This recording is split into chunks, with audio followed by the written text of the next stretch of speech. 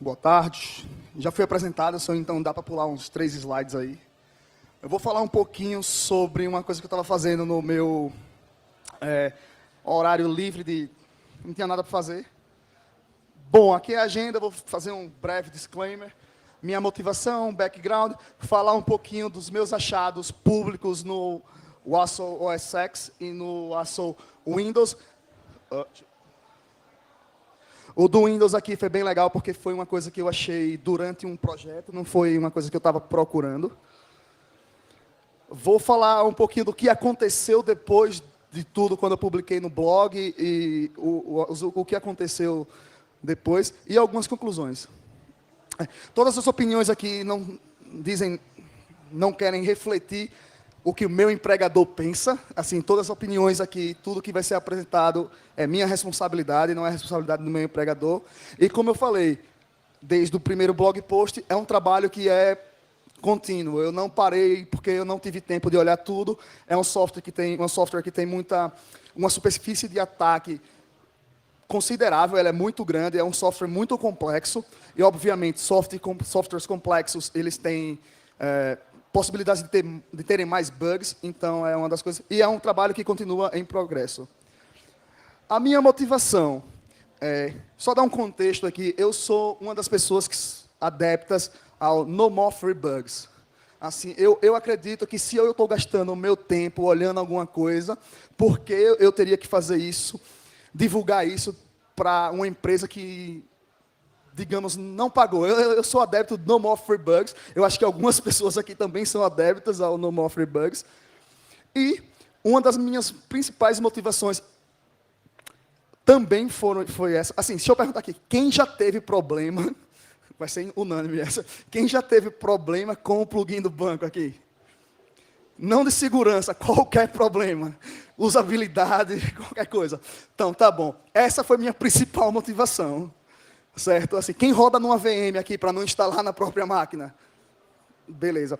Mas minha principal motivação, na verdade, a minha principal motivação foi essa, mas a minha motivação secundária foi dados da Gás, não são dados meus. Existem mais de 50 milhões de instalações. Isso também provavelmente quer dizer sobre mobile, porque eles também usam a mesma biblioteca em algumas soluções mobile. Se você pegar um aplicativo Android e fizer o descompactar, você vai achar uma lib da Gás lá também, que, por sinal, é uma das mesmas libs, que, assim, as mesmas funções e tal. E, espera aí, 50 milhões de instalações é um número considerável. Pense você achar uma execução de código remota nesse software, qual é o seu potencial para não infectar, mas comprometer máquinas desktops no Brasil. Agora, pense isso do ponto de vista de teoria da conspiração, vamos lá, mas do ponto de vista de inteligência. Pense eu, a NSA, querendo coletar dados no Brasil. Qual software eu vou atacar direcionado especificamente ao Brasil? É isso aqui. Se eu tiver uma execução de código remota nesse plugin, provavelmente eu vou ter muitas chances de infectar máquinas no Brasil com o meu rootkit. E a Gás domina aí praticamente 70% do mercado. Isso não são dados meus, tá? São dados da própria Gás. Tem um vídeo no YouTube, um vídeo institucional deles falando isso. Vocês podem achar nesse link aqui. A Gás Tecnologia hoje ela é uma subsidiária da Diebold, que é uma empresa americana. Eles foram adquiridos em 2012. Eles têm mais ou menos 20 anos de mercado. E, como eu falei antes, eles dominam 70% do market share no Brasil. Isso quer dizer que eles têm 70% do mercado brasileiro do mercado de prevenção a fraudes. Esse foi um dos principais motivadores e é basicamente o background da Gás Tecnologia. Eles começaram lá atrás com aquele... Na verdade, o que eles chamam hoje de Wassel é o que no passado se chamou GB Plugin. É o plugin de segurança, GBuster, essa coisa.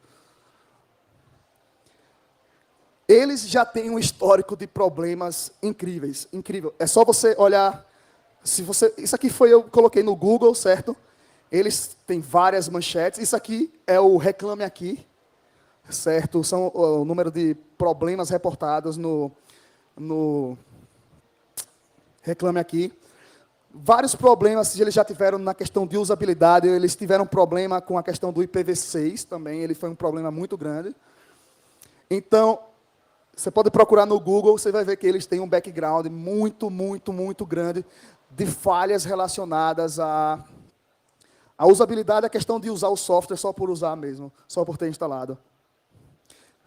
E uma das coisas bem legais, que assim, eu me diverti muito, foi olhando a página deles no Facebook, olhando os reviews.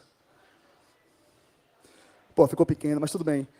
Uma pessoa reclamando aqui, outra pessoa reclamando aqui. E uma coisa que me deixou muito aborrecido da Gás é uma coisa que eles falham muito. Assim, mais para frente eu vou falar que eu acho que a Gás, ela não tem, assim, como eu falei, softwares eles têm problemas. Isso é fato. Não tem como chegar e não ter problema. Ainda mais um software tão complexo como esse. Eu acredito que a Gás, ela faz ela é um fornecedor de produto, ela desenvolve um produto. Assim, Microsoft tem falhas, Adobe tem falhas, Apple tem falhas. Todo mundo está sujeito a ter falhas. Ou seja, isso não quer dizer que as falhas são propositais. Então, eles têm uma série de reclamações no Facebook.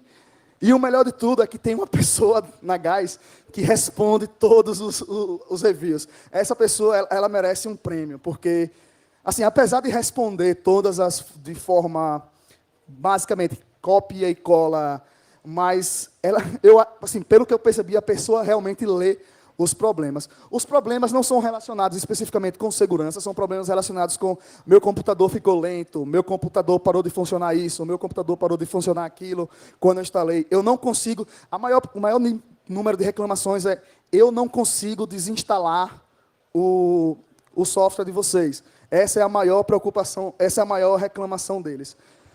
E uma coisa que me deixou bastante intrigado é que a Gás, apesar de ser o fornecedor, ela não se coloca numa posição de responsabilidade. Quando alguém tem um problema bem específico, ela direciona o usuário à instituição financeira. Ela, exemplo, se eu tenho um problema específico no plugin, ela fala, fale com o seu banco. Assim, eu não acho uma coisa bem interessante. Mas tudo bem. E eu acho que essa pessoa aqui é Ana Toledo, o nome dela. Eu acho que ela merecia um prêmio da Gás, funcionária do ano. Com relação a backgrounds, a problemas de segurança, em 2010, na H2HC, Paulo Matias, ele reportou um problema de execução de código remoto em usuários do Banco do Brasil. Usuários do Banco do Brasil que utilizassem o plugin, que acessassem um site malicioso, tinham suas máquinas comprometidas através do plugin. Esse foi o meu objetivo. Meu objetivo, na verdade foi não, ainda é olhar o software nessa direção, execução de código remota e elevação de privilégios.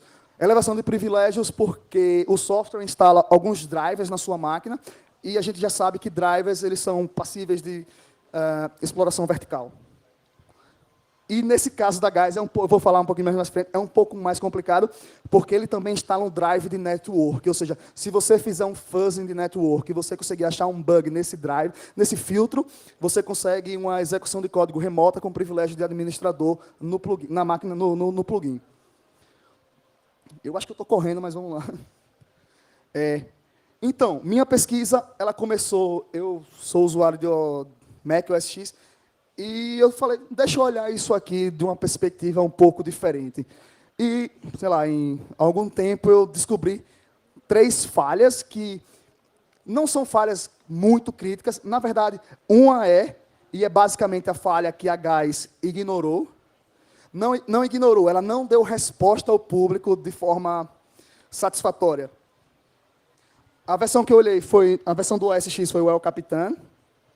A versão do ASO foi 1.3.0, e os problemas encontrados foram senha de encriptação chumbada no código, chumbada no binário, o vetor de inicialização da criptografia estático, e uma coisa que eu não estou muito satisfeito com esse nome, que eles chamam de Cross-Site WebSocket Hijacking, que é basicamente você conseguir sequestrar uma sessão ou usar arbitrariamente uma sessão de WebSocket. Mas eu acho que o nome não é esse, aí continuo não achando, mas tudo bem.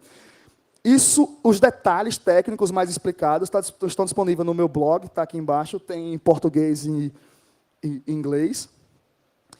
Basicamente, o problema do da chave de criptografia chumbada no código.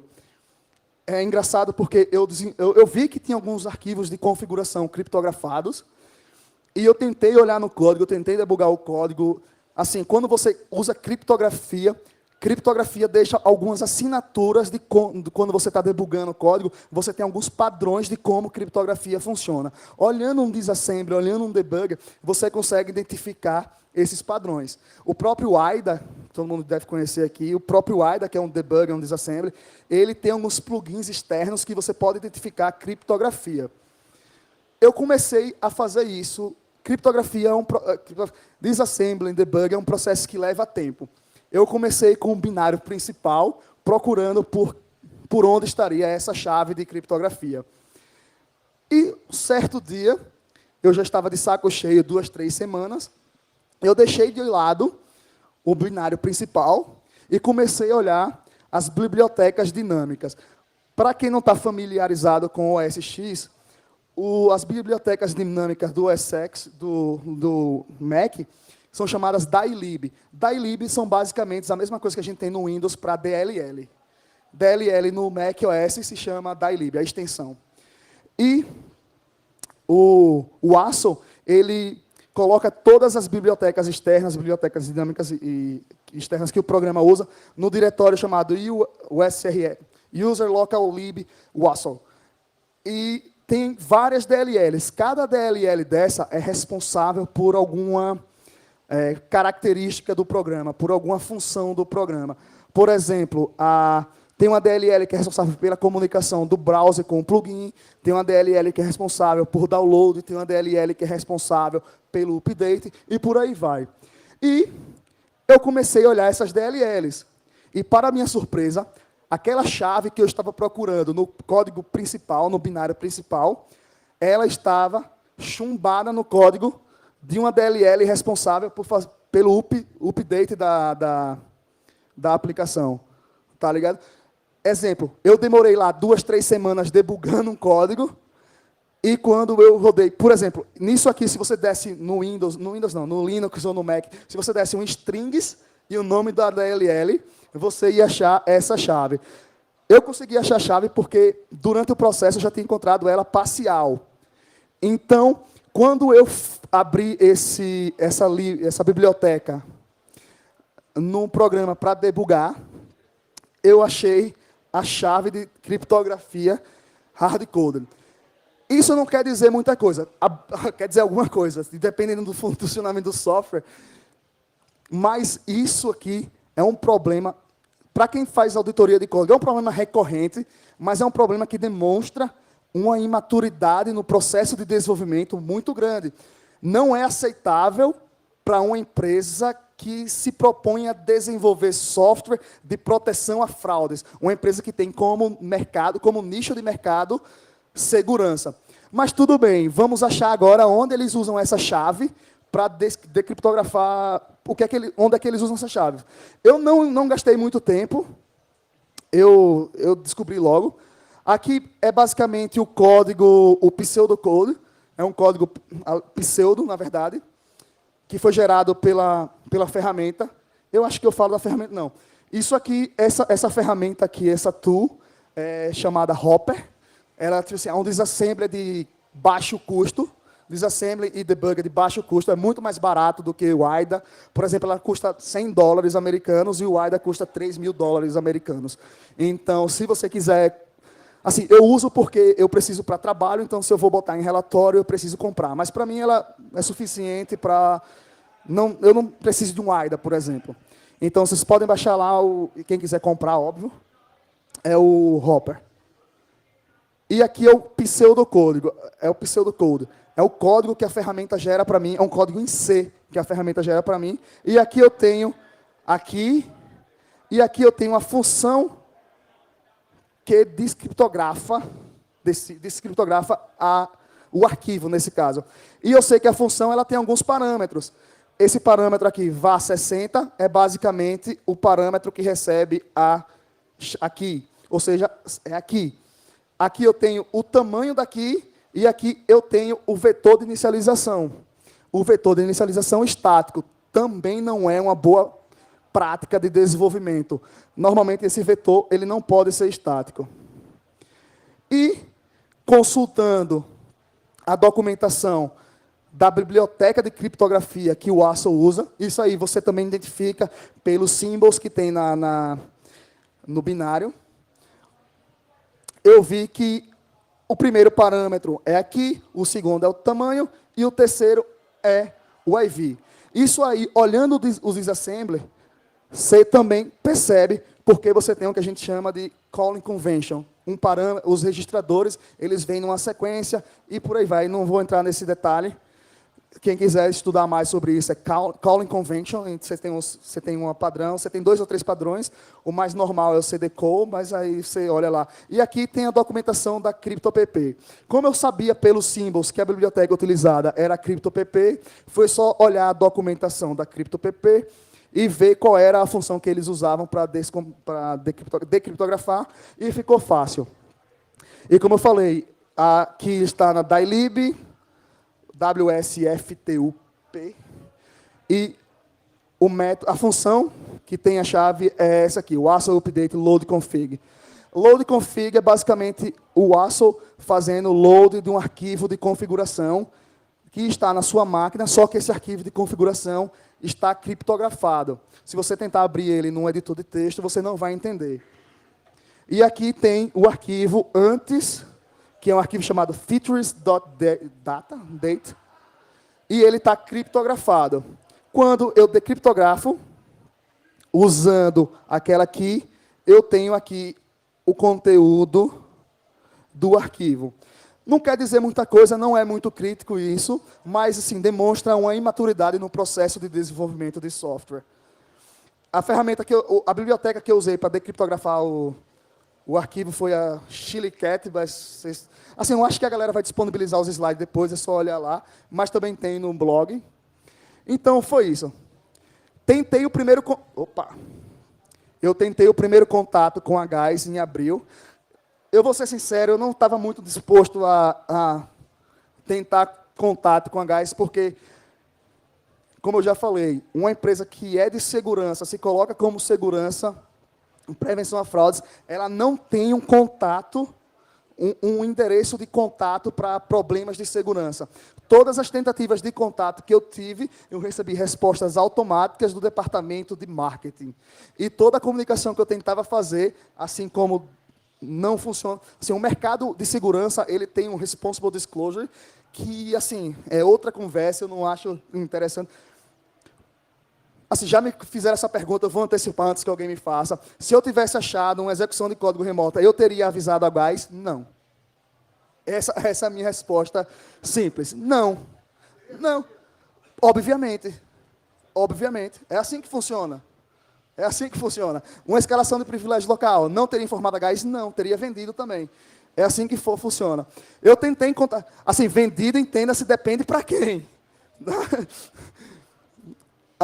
Tentei o primeiro contato em abril. Enviei os detalhes. A GAIS me respondeu 2, 3 dias depois, 4 dias depois, falando que já tinha endereçado o relatório às partes competentes para resolver o problema. Tentei um novo contato, DevNull, estou esperando resposta até hoje. Então, em maio de 2004, uma semana depois, 2 semanas depois, eu publiquei. O engraçado é que depois de publicar, é que veio o último contato. Hey, a gente vai resolver, mas antes vamos... Assim, a resposta da GAIS para a imprensa e para a mídia foi que já estamos trabalhando, essa é uma resposta que você não dá. Já sabíamos da falha, só não corrigimos. Vai ser corrigido no próximo update. Ok. Tem mais história para lá. E uma coisa que foi completamente ignorada pela GAIS, completamente ignorada, e que para mim é que tinha o maior potencial destrutivo, digamos assim, por mais simples que seja, foi o que, assim, eu já falei, o nome eu não concordo muito, foi o Cross-Site WebSocket Hijacking. É basicamente um site, um cross-site, um site alternativo, um site que não é de banco, por exemplo, ter acesso a fazer consultas ao plugin. Ou seja, eu tenho um site aleatório, um site malicioso, eu poderia perguntar ao plugin para qual banco, por exemplo, você acessa esse meu site malicioso, e meu código, meu JavaScript, pergunta para o seu plugin, para qual, pergunta, plugin, você está instalado? Ele responde, estou. Para qual banco você está instalado? Ele me respondia o banco instalado. Ou seja, eu poderia simplesmente desenvolver um programa, um site, algum site malicioso, que, dependendo da resposta do plugin, me oferecesse um malware específico. Nisso, eu poderia reduzir a taxa de detecção dos vírus e, consequentemente, conseguiria uma taxa de resultados melhor.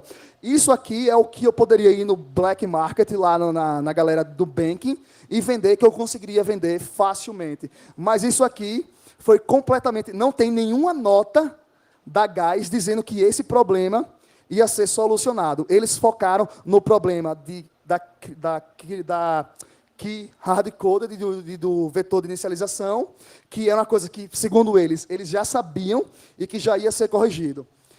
Para mim, é basicamente um information leakage. Na verdade, é só uma forma de você linkar para qual banco você está instalado, se está atualizado ou não. E, se você combinar isso com engenharia social, que é o que é mais usado pela galera de banking, se você combinar essa falha com engenharia social, você consegue ter um ataque completamente dirigido. Imagine um leigo, uma pessoa que não faz a menor ideia, acessando um site que tem um JavaScript malicioso, e, ao acessar esse site, popa um alerta dizendo, ei, você é cliente do banco X, por favor, instale esse plugin de segurança, por favor, digite aqui todas as suas informações. A gente sabe que vão ter pessoas que tenham certeza que vai digitar. Eu tenho certeza que vai ter pessoa que, se falhar, vai ter, você é cliente do banco X, a pessoa nem é cliente do banco X, ela vai digitar os dados do banco Y nesse malware, nesse phishing. Isso eu não tenho dúvida que vai acontecer. Então, para mim, é a vulnerabilidade que tem maior risco, e nunca teve nenhum comentário da GAIS que ia ser resolvido. Assim, eu devia ter dito isso no disclaimer, mas assim, eu estou falando muito GAIS e tal, mas eu não considero eles os maiores culpados de tudo assim. Obviamente, como eu falei, softwares têm falha, softwares complexos têm maior probabilidade de ter falhas, mas quem obriga você a instalar isso não é a GAIS. A GAIS é só um fornecedor de produto, é só um fornecedor de serviço. Quem obriga você a instalar são os bancos. Eu acho que deveria ter um controle maior, uma auditoria maior. Eu sei que banco tem 300 mil problemas mais complicados para resolver, eu não tenho dúvida disso.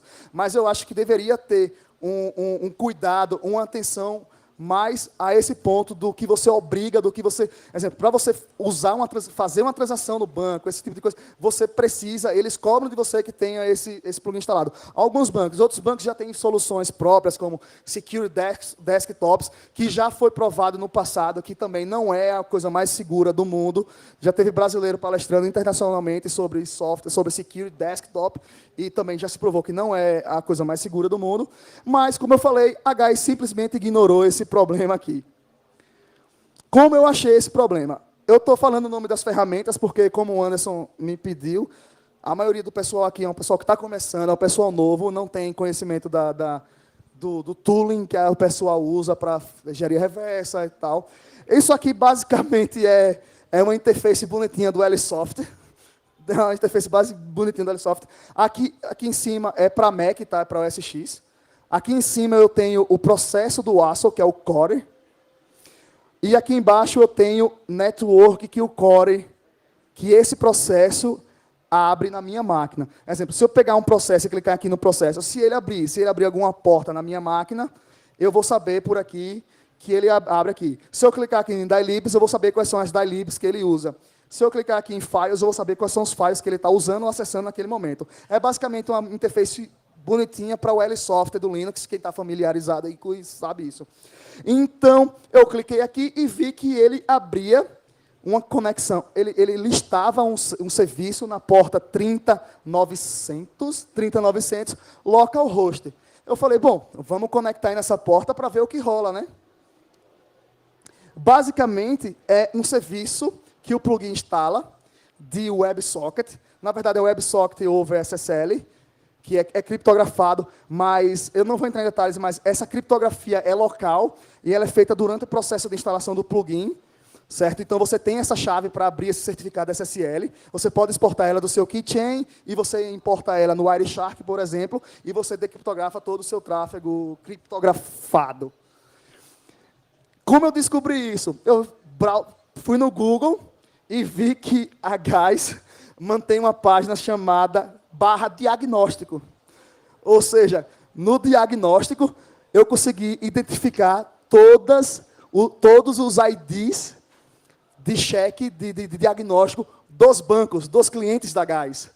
Se eu vim aqui colocar, por exemplo, Banco do Brasil e deu Next, se eu olhar no request da página, eu vou saber qual é o ID do Banco do Brasil.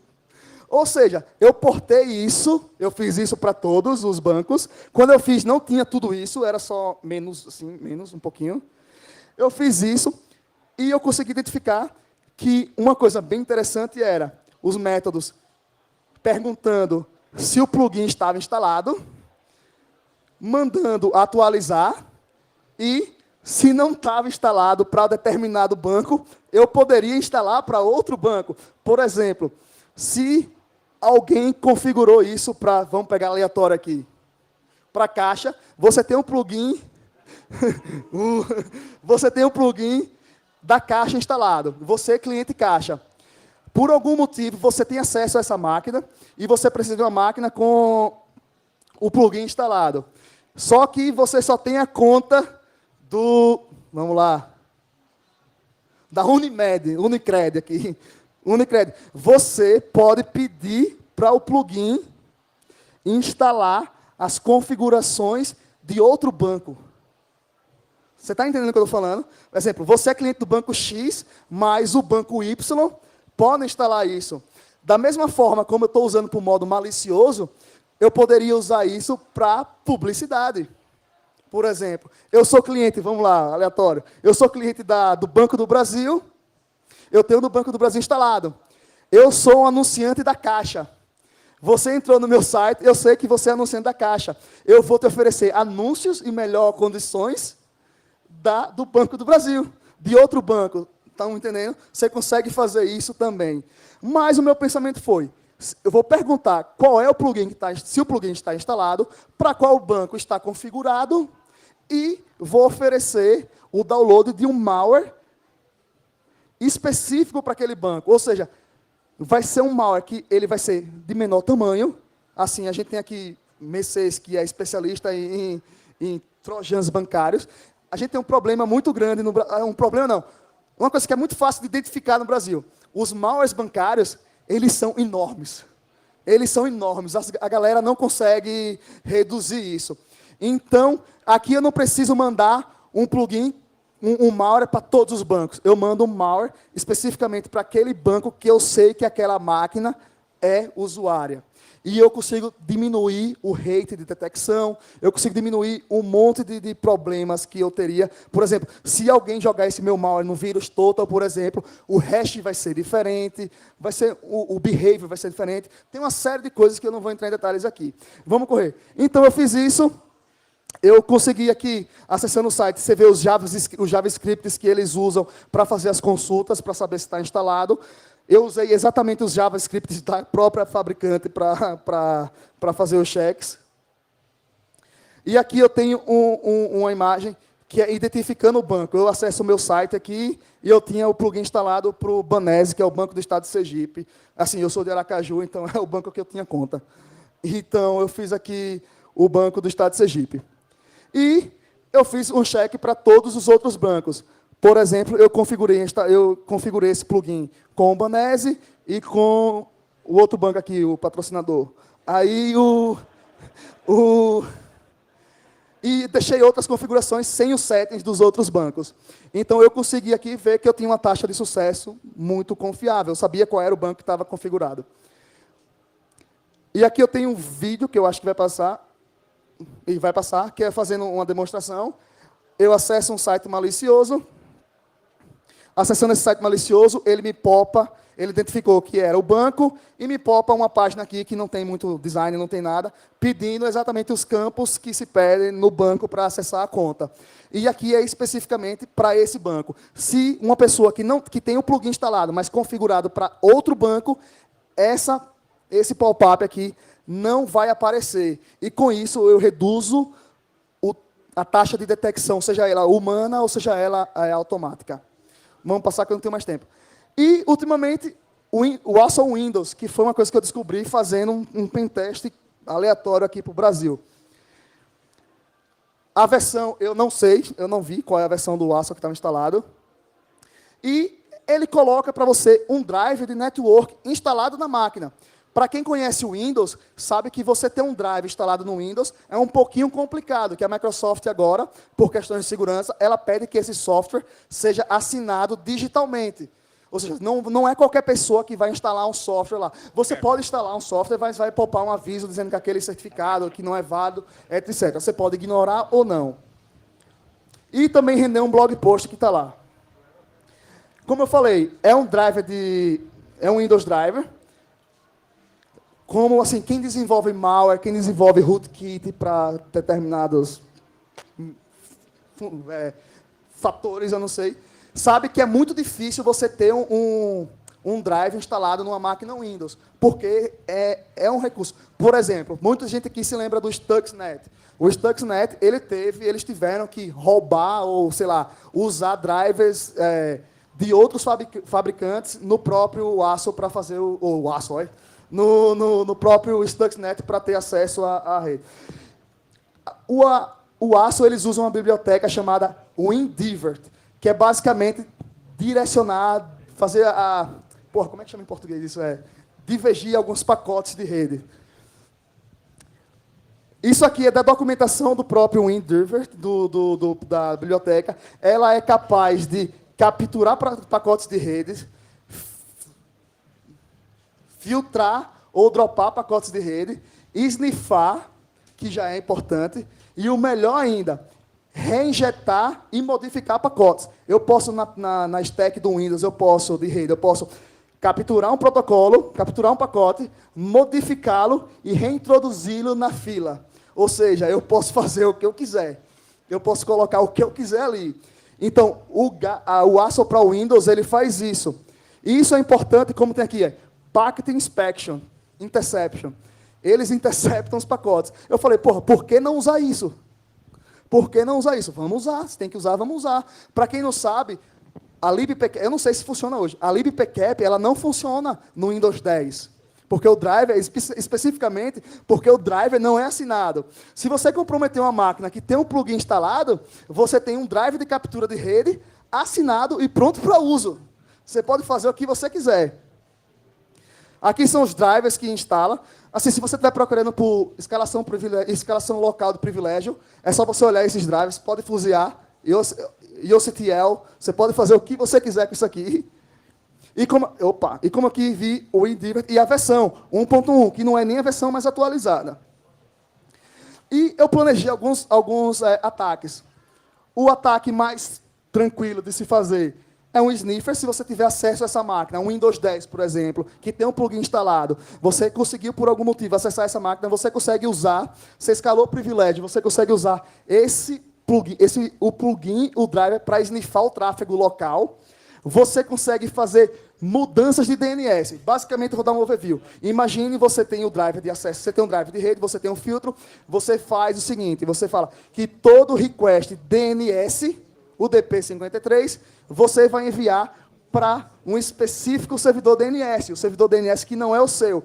Quem está familiarizado com falhas com exploração com fraudes bancárias, sabe que a galera usa muito DNS Change para, por exemplo, tentar resolver o banco X, resolve para um IP que não é o do banco, e mostra um site fake. Você pode fazer isso. E você pode fazer uma inspeção SSL local, porque você pode interceptar o pacote, alterar a chave, você pode fazer o que você quiser, porque você intercepta tudo. E aqui é o meu POC. Meu POC foi basicamente um sniffer que eu conectei na máquina. Eu queria sniffar essa máquina para saber se... Na verdade, não é essa, né? Porque eu fiz isso em ambiente de teste. Isso aqui é em ambiente de teste, mas eu descobri isso em ambiente de cliente mesmo. Não, eu descobri em cliente. Aqui isso é teste. E você pode sniffar o que você quiser usando isso para você. Já está disponível, já está lá. É só você abrir a conexão com o driver e você fazer o sniffer. Vou correr que eu só tenho 5 minutos. E o melhor de tudo, a biblioteca te dá binds. Você pode escrever código em Python, .NET e Java. Você não precisa estar lá escrevendo em C, C++, nada. Já te dá binds. Imagine, Python, velho. Você pode falar lá, sniffa aí a porta, sniffa aí tudo que venha inbound, que dropa tudo outbound. Você pode fazer isso em Python. Aqui está o link do GitHub da biblioteca que eles usam. E o mais interessante, o que aconteceu depois quando eu comecei a publicar esses blog posts. Determinado banco manda e-mail para mim falando... Não é patrocinador, não. Falando que... isso aqui é interessante. O Wassel Play 2. Eu e um determinado amigo... Valeu, Rafael. Um determinado amigo... Nós, assim... Eu suspeitei que meu Facebook estava tendo muito requests de pessoas que eu não sabia quem era, não tinha menor ideia de quem era, e eu imaginei que eu podia estar com o meu Facebook sendo monitorado. Então, eu inventei uma tool falsa, só sabia eu e esse meu amigo, chamada Wassel Play Tool, e postei no Facebook. 2 dias depois, esse banco entrou em contato comigo, falando que informaram a eles. Posteriormente, tomamos conhecimento de uma ferramenta denominada Wassel Play Tool, de autoria desconhecida. Ou seja, estavam lendo meu feed no Facebook. Não tenha dúvida disso. Só que, no final, ele informa que a GAI se manifestou da falha relacionada à versão do SX, não foi a falha mais crítica que eu falei para vocês, foi a chave de criptografia, e que isso tinha sido corrigido na versão que foi liberada na fase passada. Sabendo da importância da sua avaliação técnica, poderia confirmar se as vulnerabilidades foram corrigidas? Espera aí. Assim, espera aí, você paga para gás e não quer me pagar para olhar? Espera aí. Então, assim, isso foi o que aconteceu depois. Tudo bem, 2 pontos numa questão só. Aqui é o Wassel Play Tool. Na verdade, isso aqui não é tão fake assim, tá? Não é tão fake assim. Não é tão fake assim. Isso aqui é uma ferramenta, é um framework chamado Frida. É um framework que você pode injetar o V8, JavaScript V8 em qualquer processo, certo? E aqui o Wassel ele usa uma base de dados criptografada, SQLite, onde ele passa alguns parâmetros que são blacklist ou não. Eu não entendi ainda como isso funciona, porque eu também não parei para funcionar ainda. É basicamente, ele dá pesos, numa coluna aqui, ele dá pesos diferentes para sites. Ou seja, tem sites que você vê que é fake, que são fakes, e tem o peso 3. E você sabe de sites que são os sites corretos, que o peso é 1. Ou seja, se você intercepta isso aqui em memória, como eu estou falando, você intercepta isso no momento que vai o request para a lib do SQLite, a lib de insert, a lib do SQLite priment. Você pode alterar isso aqui. Você pode, por exemplo, dizer que um site que anteriormente era peso 3, que estaria blacklistado, agora passa a ser nível 1. Isso não foi reportado porque eu não testei ainda para saber, porque eu não tenho mais acesso à minha conta no banco. Parou de funcionar. Então, eu também não vou mais me preocupar com isso. Mas isso aqui, para quem tiver interesse, é basicamente... Isso aqui são as estruturas de dados do SQLite.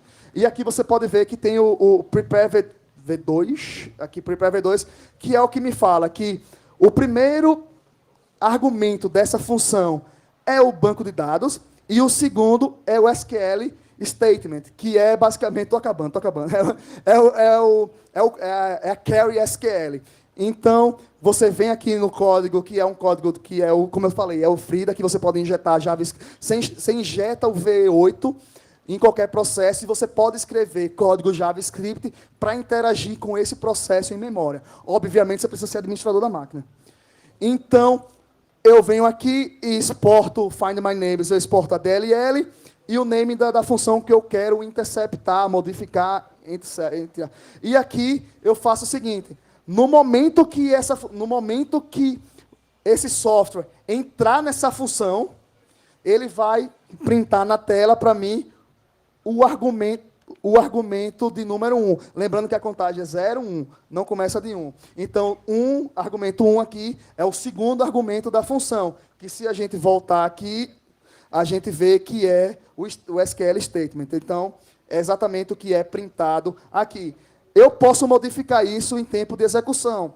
Como eu falei, eu posso modificar um peso 3 para peso 1, peso 1 para peso 3 e assim como for. Eu não fiz isso, eu não testei isso, porque, como eu falei, eu não tenho como testar mais.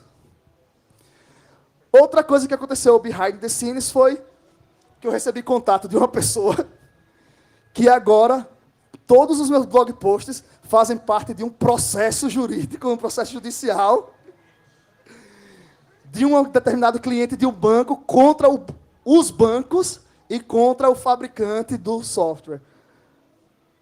Como você pode ver aqui eu tenho o processo inicial e ele cita aqui Joaquim Espinhara e a partir de agora eu sou consultor de segurança especializado em segurança bancária. Tudo bem, legal. Mas esse cara foi muito corajoso, porque foi o primeiro cara que falou, meu irmão, isso aí é sério mesmo, eu vou lá. E o primeiro parecer da justiça foi favorável a continuar com o processo. Como eu falei, eu estou vendo isso aqui aleatório, quando eu tenho tempo, quando, sei lá, minha esposa está fazendo tricô e eu não quero assistir futebol na televisão. Não é o futebol da gente, não, é um futebol muito diferente. Então, aí eu olho alguma coisa assim. E eu estou me colocando à disposição para quem quiser trocar ideia, quem quiser compartilhar conhecimento, é só me procurar no Twitter e é o meu call for hackers. Porque se a gente não olhar isso, eu te garanto que tem gente com finalidades muito mais obscuras olhando isso. E eu acho que se a gente gastar um pouquinho de tempo olhando isso, a gente pode, pelo menos, modificar um comportamento de responsabilidade, tanto dos bancos como da própria empresa. Isso aí, quem tiver questões, manda aí para o meu e-mail, que não dá para ler, mas tudo bem, é joaquim.espinhara@threatintelligence.com. Então, foi isso aí, galera. Palmas.